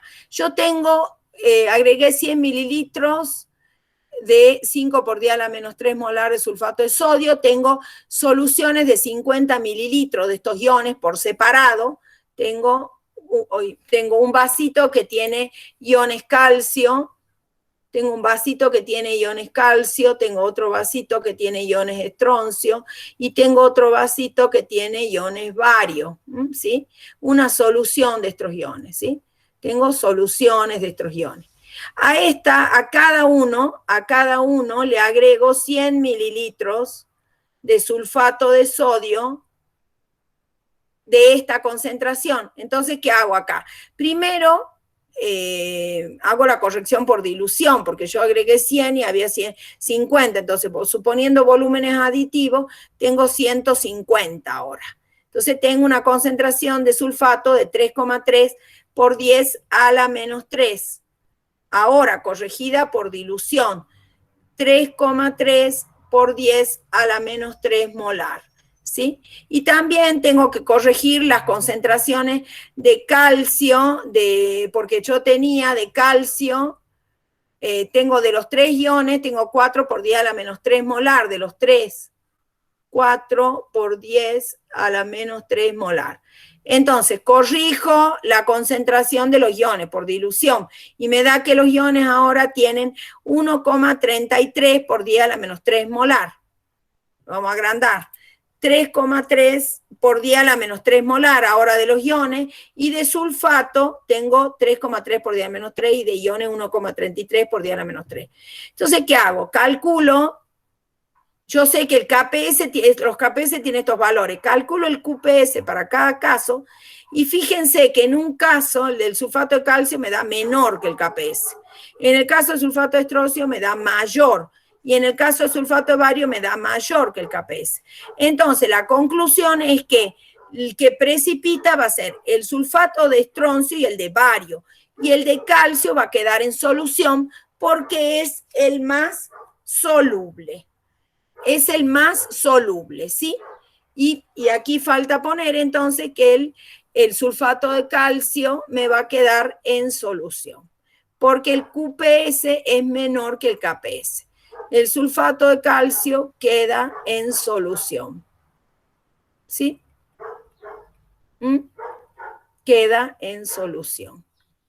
¿Sí? Entonces, el QPS y el KPS me va a venir muy bien para poder determinar si una sal va a precipitar o no, de acuerdo, o sea, tengo que analizar qué concentración tengo de iones en solución, cómo es qué valor tiene el KPS para hacer la comparación. Bien, acá nuevamente tenemos otro ejemplo. En este caso tengo nitrato de plomo, que es soluble como todos los nitratos, con cromato de potasio, que es soluble, fíjense, acuoso, y cuando se mezclan estas dos soluciones, esta es amarilla, esta es incolora, se va a formar el cromato de plomo amarillo, ¿sí?, más nitrato de potasio. Esta es una reacción clásica de doble sustitución. Entonces, el cromato de plomo es insoluble. Es insoluble. Fíjense, aquí están los datos. Mezclo 15 mililitros de nitrato de plomo, 0,024 molar, con 30 mililitros de 0,030 de cromato de potasio, ¿sí? Y me preguntan si se va a formar el cromato de plomo. Para eso lo que hago es calcular qué concentraciones iónicas tengo de nitrato de plomo. Acá, fíjense, yo tenía nitrato de plomo. El nitrato de plomo, como todos los nitratos, es soluble, como yo les puse aquí en la presentación. Tenga de nitrato por cada mol de esto, voy a tener un mol de esto. Entonces, la concentración que tenga ya aquí, corregida por dilución, acá tengo, suponiendo volúmenes aditivos, 15 más 30, me da 45 mililitros, 0,045 litros. Acá tengo la nueva concentración de plomo y la nueva concentración de cromato, ¿sí? Entonces, ¿qué hago? Verifico con el QPS, hago el producto, el QPS va a tener la misma expresión. Acá tenemos la misma expresión que el KPS, que eso se los dije claramente. El cromato de plomo es insoluble y sí, va a tener la misma expresión que el KPS, entonces me da este valor, 1,6 por 10 a la menos 4. Acá, en el anterior, yo doy el valor del KPS. El KPS es 2 por 10 a la menos 16. Y aquí me da 1,6 por 10 a la menos 4. O sea, el QPS es mucho mayor que el KPS. Porque el KPS por 10 a la menos 16. Entonces sí se va a formar precipitado y va a ser amarillo. Precipitado amarillo. Ahí se ve cómo utilizo entonces el KPS como herramienta para determinar para determinar si va a precipitar o no de acuerdo a la concentración de iones que tengo en solución. ¿Sí? ¿Alguna pregunta? ¿Alguna preguntita? El KPS también está medido en condiciones estándar, ¿no, profe? ¿Qué son condiciones estándar en este caso, Fernández? Acláreme. La temperatura. Obviamente la temperatura, yo le aclaro, todos los KPS están tabulados y están a 25 grados. Nosotros estamos trabajando a 25 grados. Si yo variara la temperatura, yo le tenía que dar otro KPS. El KPS que yo le estoy dando es tabulado a una determinada temperatura, en general a 25 grados. No sé si a eso se refiere en condiciones normales. Sí, profe. Bueno. Esa es la cuestión, aclarado el punto. ¿Otra pregunta? ¿Otra pregunta? ¿No hay más? Bueno, esto van a trabajar ustedes, van a trabajar los que van, acuérdense de ir a las comisiones, los del martes, porque yo no tengo tiempo de recuperarse, les pido ese esfuerzo por hoy, porque no tenemos ya más prácticos, más días. Nos han reducido muchísimo el cuatrimestre justamente para reorganizarnos y se supone que en algún momento vamos a volver a la total presencialidad, cosa que no sé cuándo, pero alguna vez será. Entonces, cuando sea, ya tenemos los cuatrimestres bien armados. Vamos a otro análisis, que es el efecto de ion común en el equilibrio de precipitación. El efecto de ion común es el mismo que analizamos en el caso de equilibrio ácido-base, de equilibrio redox, es lo mismo, igual. Significa que yo voy a alterar esa solubilidad, o sea, voy a alterar ese equilibrio, voy a lograr que si yo hago algo, por ejemplo, en el caso del, vamos a trabajar siempre con ejemplos concretos, ¿no? En el caso del cloruro de plata, si yo, por ejemplo, es tratar de alterar, este es un sólido, ¿no? Acuérdense, equilibrio, no se olviden la doble fecha, pues se lo voy a marcar, se los voy a marcar y eso va a seguir en detrimento de la evaluación. Fíjense esto que está en solución. Todo lo que me haga que el equilibrio se desplace en un sentido para acá o para acá va a ser efecto de ion común. Va a generar un efecto de ion común, ¿sí? O sea, todo lo que, a ver, vamos a aclarar un punto. Todo lo que implique aumentar, por ejemplo, la concentración de iones plata o de iones cloruro, todo lo que implique aumentar la concentración de iones plata y cloruro, me van a alterar ese equilibrio, ¿sí? Y todo lo que sea disminuir la concentración de iones plata y ion cloruro, me lo van a alterar. Si yo aumento la concentración de iones cloruro, el equilibrio se va a alterar y se va a desplazar hacia los reactivos y va a aumentar el volumen de precipitado. Cuando yo aumente la concentración de ion plata o ion cloruro, ¿sí? Esa alteración me va a producir un desplazamiento del equilibrio hacia el sólido, hacia el precipitado. Lo contrario, ¿qué va a pasar? Si yo disminuyo la concentración de ion plata o ion cloruro, esto evidentemente ese equilibrio se va a alterar y al disminuir producto, el equilibrio se va a desplazar hacia los reactivos para compensar ese efecto. ¿Y cómo lo va a compensar? Aumentando la solubilidad. O sea, el KPS es una constante, pero la solubilidad puede variar de acuerdo a las condiciones a que yo someta a este sistema. La S puede variar, o sea, yo puedo aumentar la solubilidad de ese precipitado o puedo disminuirla, agregando o sacando iones, ¿sí? Entonces, eso es algo que tienen que acordarse porque es lo mismo que aplicamos porque hay veces la cabeza de ustedes, hasta que ustedes hacen una síntesis interesante, superadora de los conocimientos y logran relacionar todo, el efecto ion común es un efecto de equilibrio iónico que lo ven en todo tipo de equilibrio iónico. O sea que lo que analizaban en solución reguladora, cuando agregábamos un ácido, una base, es lo mismo acá. Aumento iones plata, iones cloruro, el equilibrio se desplaza hacia el sólido, aumenta el volumen de precipitado. Al revés, saco iones cloruro, iones plata, y el equilibrio se va a desplazar a los reactivos aumentando la solubilidad. Entonces, la solubilidad S, en presencia de molaridad, puede variar. Lo que no va a variar nunca a una determinada temperatura es el KPS, ¿sí? Entonces, en base a eso, analizando eso, nosotros tenemos que si se añade supongamos, este es un sólido hipotético, que está en equilibrio con sus iones, tiene una expresión del KPS, ¿sí? Si se añade un electrolito que tenga uno de los iones, cualquiera de los dos, el equilibrio evoluciona hacia la izquierda, disminuyendo la solubilidad. Entonces, yo voy a tener acá una solubilidad en agua. Yo tengo el KPS clásico, el KPS, que si Dios no me hace olvidar, era creo que 1,5 por 10 a la menos 10. 1,5 por 10 a la menos 10. Y tengo, esto lo puedo expresar como la solubilidad, 1,5 por 10 a la menos 10, entonces acá puedo sacar la solubilidad perfectamente y tengo la solubilidad en agua, sin ningún agregado. 10 a la menos 10. Esta es mi solubilidad en agua. O sea, en agua tengo esto precipitado y tengo esta solubilidad. Bastante baja, porque si yo le saco la raíz cuadrada, me va a dar algo más o menos por 10 a la menos 5, más o menos.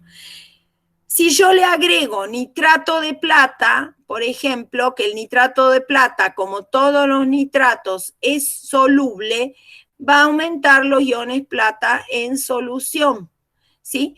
Al aumentar los iones plata en solución y al alterar el equilibrio, entonces este equilibrio se va a desplazar, cuando yo le agrego nitrato de plata, se va a desplazar hacia los reactivos aumentando el volumen de precipitado. Eso es y acá, por ejemplo, podemos plantear un balance de masa de plata, solo balance de masa, no me hagan balance de carga, por favor. Solamente un balance de masa, acá solamente vamos hasta acá nada más. La cantidad de plata total va a ser la cantidad de plata en equilibrio más la cantidad de plata agregada, ¿sí? Entonces, si yo, por ejemplo, yo tengo 0,5 molar, acá supongamos que no hay corrección de volúmenes, no estamos corrigiendo el volumen, supongamos que esa es la concentración final, vamos a tener 0,5 molar de ion plata y 0,5 molar de nitrato. Entonces, ¿qué va a pasar? Cuando ese efecto ocurra y el equilibrio se desplace hacia los reactivos aumentando el volumen, yo voy a poder despreciar la cantidad de plata en equilibrio, porque ya era poco, y ahora yo agregué nitrato de plata, y semejante cantidad, no 0,5 molar, este equilibrio se va a desplazar hacia los reactivos, y lo que hay en equilibrio va a ser despreciable, y esto va a ser directamente igual a la cantidad de plata agregada, ¿sí? Acá está expresado, fíjense, que acá no lo desprecian, lo colocan acá, pero esta cantidad es despreciable. Esta cantidad es despreciable, ¿sí? Entonces, de esa manera, con esta cantidad de plata agregada, ¿qué hago yo? Calculo mi nuevo, ahora el KPS, espera un minutito, el KPS va a ser igual a la plata agregada, 0,5 molar, por la concentración de cloruro, que era igual a la S. Esta va a ser ahora una S', ya te contesto. Esta va a ser una S'. Entonces, ahora, mi S' va a ser igual al KPS sobre 0,5 molar. Bueno, vamos a la sala, contesto preguntas rápido, va, no tan rápido, tómate el tiempo, va. No, sí, profe, una pregunta rápida nomás. Usted dijo que siempre se desprecia, digamos, la concentración del ion plata en equilibrio. En equilibrio, sí, en general sí, porque vos estás desplazando el equilibrio hacia los precipitados. Entonces, si antes tenías poco, porque es poco, con toda sal insoluble va a estar en equilibrio con poquito, por eso es insoluble, porque hay muy poquito iones en solución. Si yo encima le altero el equilibrio agregándole más ion plata y generando un efecto de ion común, y ese equilibrio lo hago que se desplace aún más hacia los reactivos, va a haber mucho menos de ion plata en equilibrio. Sí, profe, entonces no hay un criterio, digamos, para poder despreciar el ¿Qué criterio? Vos decís concentraciones. En general, lo que ocurre es que acá la diferencia de concentraciones supera los 10 a la menos 3, la relación de 1000, o sea, acá va a ser mucho mayor la diferencia de concentración entre la plata en equilibrio y la plata agregada. Entonces siempre vamos a tener, porque las concentraciones son muy pequeñas ahora, vos tenés iones en solución 10 a la menos 5 molar, y yo estoy agregando 0,5 molar. Entonces la diferencia ya es muy grande. Ya en general se da esa situación, que lo que yo agrego es mucho más de lo que hay en equilibrio. Entonces yo puedo hacer ese desprecio. Y eso me ayuda un montón, porque me simplifica un montón las ecuaciones, y no empiezo a tener ecuaciones de segundo grado, de tercer grado, de cualquier cosa. Se me complica un montón la vida así. Suponemos, nos basamos en ese supuesto. Eso es lo que se llama un supuesto. En teoría, en los marcos teóricos, eso es un supuesto. Estamos suponiendo eso, ¿sí? Ese es un supuesto interesante, porque nos ayuda muchísimo a resolver estos problemas. Y fíjense ahora que la concentración de la sal, ¿dónde tengo el...? Acá. La concentración de la sal, fíjense lo que ahora, comparen ustedes, va a ser igual a 1,5 por 10 a la menos 10 dividido 0,5. ¿Cuánto da eso? A ver, saquen el cálculo. 3 por 10 a la menos 10. 3 por 10 a la menos 10. Eso le está dando un valor mucho más chico que este, cuando yo tenía solo cloruro de plata y no había hecho ningún agregado de ion común, tenía, si sacan la raíz cuadrada de esto, ¿cuánto da? Raíz cuadrada de 1,5 por 10 a la menos 10, ¿cuánto es? 1,22 por 10 a la menos. 1,22 por 10 a la menos 5. Por 10 a la menos 5. Fíjense lo que es esta solubilidad y lo que es esta solubilidad ahora. O sea, mi S' es menor que mi S. Ese es el efecto de ion común. Siempre va a ocurrir eso. ¿Sí? Entonces, ese es uno de los ejemplos. Hay más acá. Aquí analizamos el caso del sulfato de bario, que es insoluble. Fíjense, calculo la concentración de un bario en una solución saturada de sulfato de bario, y en una solución saturada de sulfato de bario es que solo hay sulfato de bario, y en una solución que contiene 0,1 molar de sulfato de sodio. El sulfato de sodio es, como dijimos, es totalmente soluble. Entonces, lo que me está aportando, en este caso, del sulfato de bario, no lo voy a hacer porque ya está todo hecho ahí, el sulfato de bario va a estar en equilibrio con sus iones, ¿sí? Y va a tener un KPS determinado, 6,3 por 10 a la menos 10. Cuando yo le agregue sulfato de sodio, le voy a estar agregando un ion común, el sulfato. ¿Sí? Este sulfato va a influenciar sobre este equilibrio, va aumentando los productos y por lo tanto el equilibrio se va a desplazar hacia aquí. Por lo tanto, yo voy a tener una solubilidad, fíjense lo que es la solubilidad inicial, este es mi S, y cuando yo le agrego el sulfato de sodio, 0,1 molar. O sea, si yo tengo 0,1 molar, tengo 2 por 0,1 molar de sodio y 0,1 molar de sulfato. Entonces, de esa manera yo puedo obtener la nueva solubilidad. ¿Ve? La cantidad de sulfato de bario que queda sin precipitar ha disminuido 4.000 veces. Lo que le está diciendo que la solubilidad de la nueva solubilidad es mucho menor que esta solubilidad, 2,5 por 10 a la menos 5. O sea, disminuyó 4.000 veces.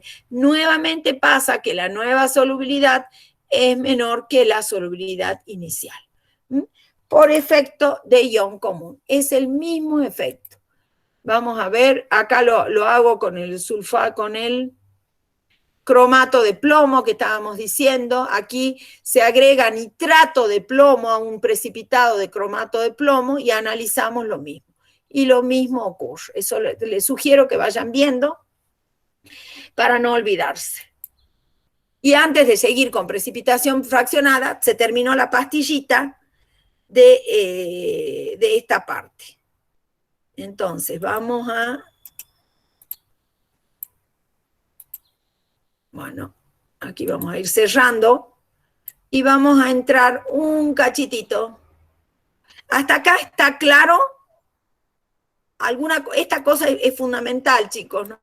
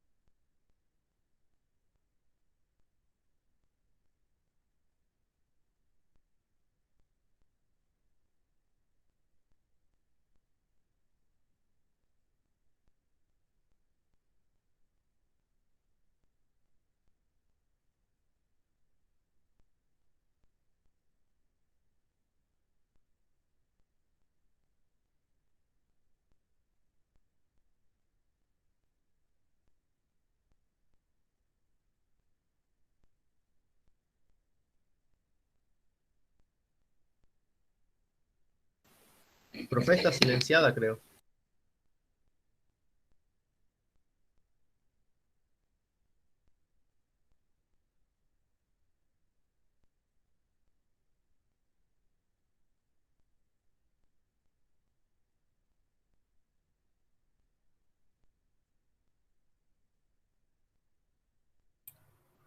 Ah, micrófono activado, estaba desactivado el micrófono. Hola, ¿me escuchan ahora? Ahora sí. Bueno, lo que les decía que donde se equivocan en elevar a la potencia del S cuando está al cubo, a la cuarta, a la quinta, no sé, se equivocan en eso, en formular la sal, y cuando hacen la disociación hay error en los coeficientes estequiométricos, por lo tanto el KPS sale mal, por lo tanto los cálculos salen muy mal después y sacan unas conclusiones terribles y todo ese tipo de cosas, pero no hay más secretos que este, por lo menos hasta donde vimos. Nosotros vamos a ver efecto ion común, precipitación fraccionada y efecto de ion diverso también, lo van a ver. Ahora, vamos a, no sé si estoy compartiendo, ¿estamos compartiendo grupo 3? Sí. Bien. Vamos a ver el grupo 3, el que Ahora sí. se dejó de compartir. Se dejó de compartir, qué mala cosa. Vamos de nuevo. En grupo 3 volvemos a analizar ahora otro grupo, ahora el grupo 3, boro, aluminio, galio, indio y talio. Fíjense que nos estamos moviendo en la tabla. Los elementos de transición los vamos a ver prácticamente al final, antes de química orgánica. Fíjense, al moverse en la tabla, lo que está creciendo, ¿qué es? ¿Qué está creciendo? ¿Qué está disminuyendo? ¿Qué está aumentando? A ver, de acuerdo a las propiedades periódicas. ¿Qué aumentará? Como para tener una idea con lo que me voy a encontrar ahora de estos grupos. A ver. La afinidad electrónica, la electronegatividad. No, decime si va a aumentar o disminuir. Así clarito. Aumenta. ¿Qué? La afinidad electrónica, aumenta la electronegatividad, sí, aumenta el potencial de ionización, sí, disminuye los radios. Sí, entonces nos vamos a encontrar con que este grupo, todo eso es cierto, por lo tanto, el boro es un no metal. O sea, cuando ustedes escuchan por ahí metaloide, vuelvo a decir que está muy mal el concepto ese. Es un concepto viejo y confuso. El boro es un no metal, porque tiene química clásica, cumple todo lo que dijo Fernández. ¿Ah? Tiene mayor electronegatividad, por lo tanto, tiene nula tendencia a perder electrones, forma un óxido ácido, un oxoácido, que es el ácido ortobórico, el más estable de todos, forma varios, pero este es el más estable.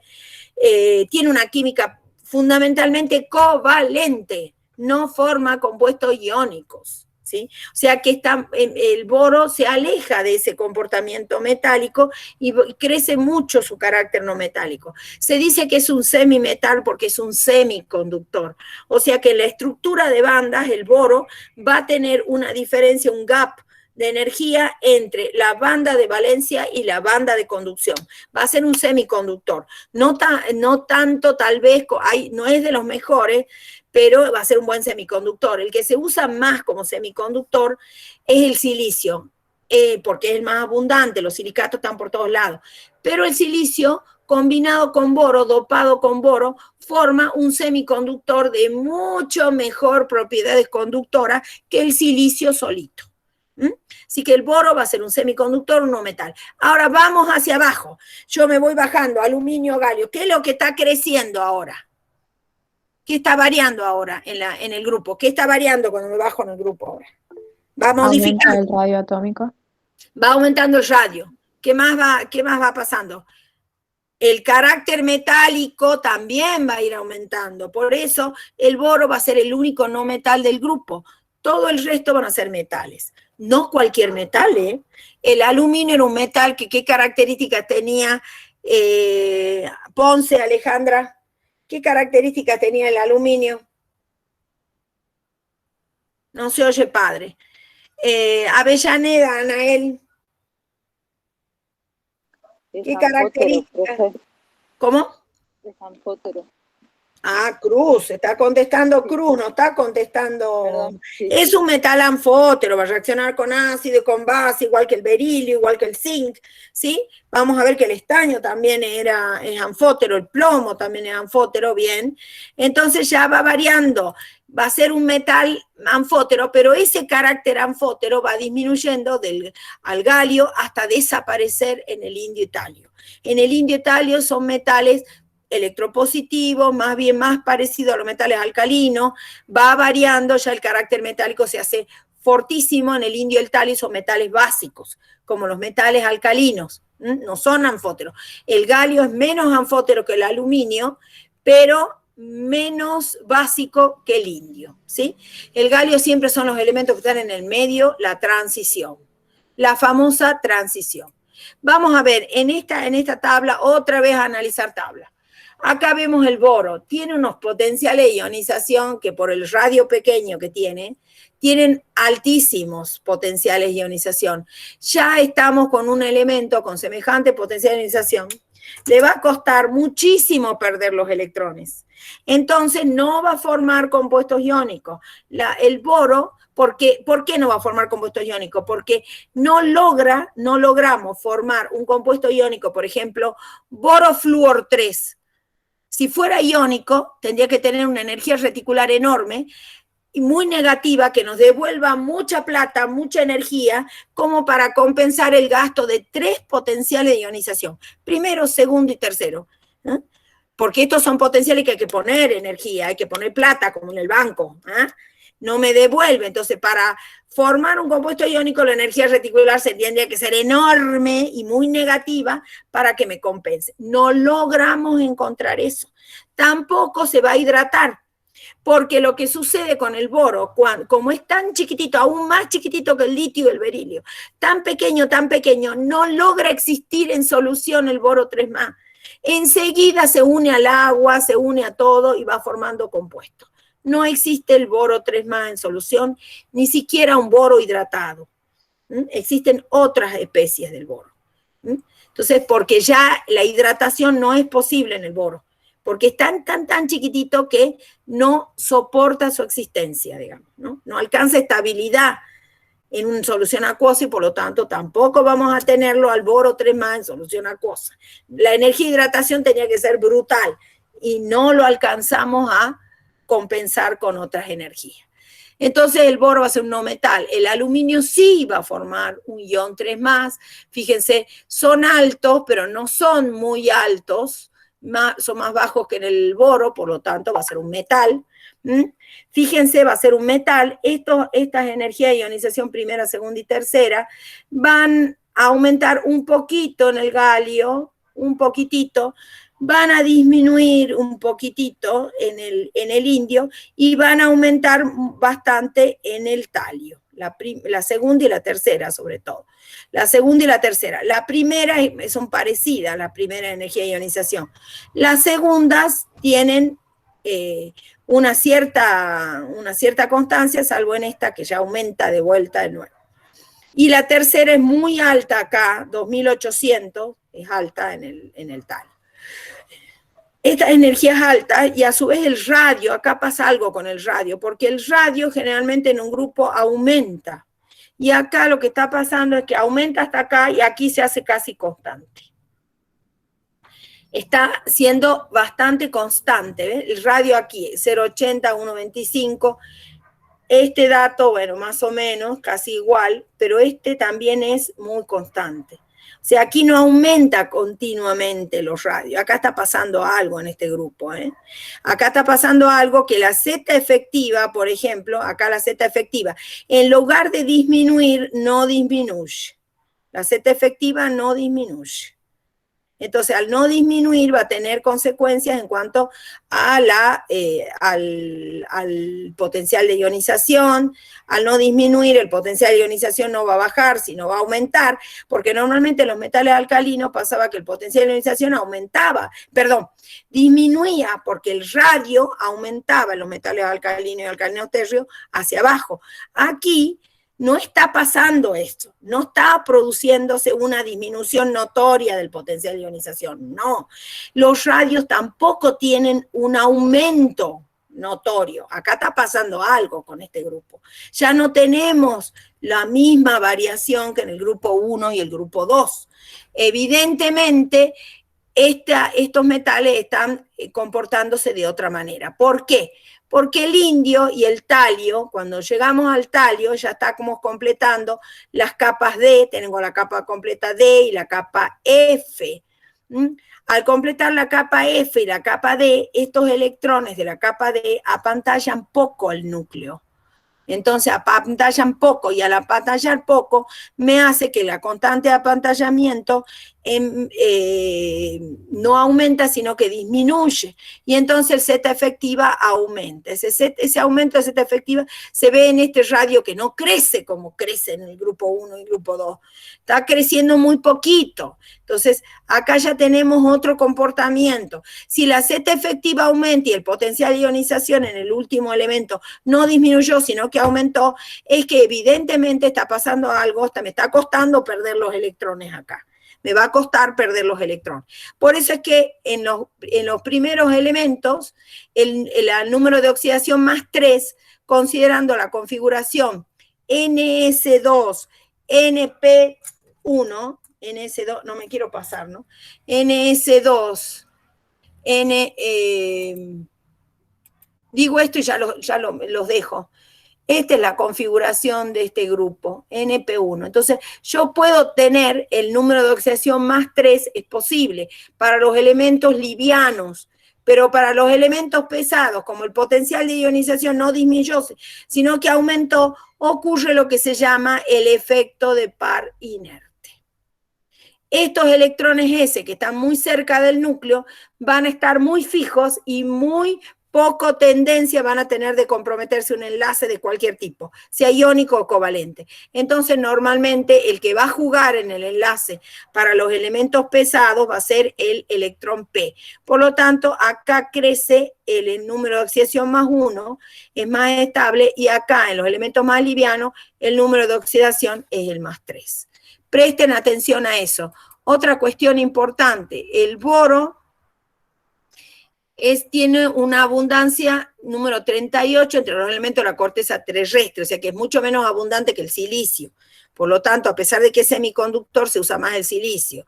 Y el aluminio sí es un metal muy abundante porque está mezclado con aluminosilicatos en toda la corteza terrestre, pero como aluminosilicato, no como metal. No lo vamos a encontrar en la naturaleza como metal, eso lo vamos a ver la próxima clase. Acá los dejo, no se olviden los del martes de repartirse, ¿no? En las comisiones, y los dejo. Hasta pronto. Fíjense lo del parcial también, que es el día lunes 7. Los dejo. Nos vemos, profe. Nos vemos, profe. No, profe, gracias. Hasta luego. Chao, profe. Chao, profe. Cero.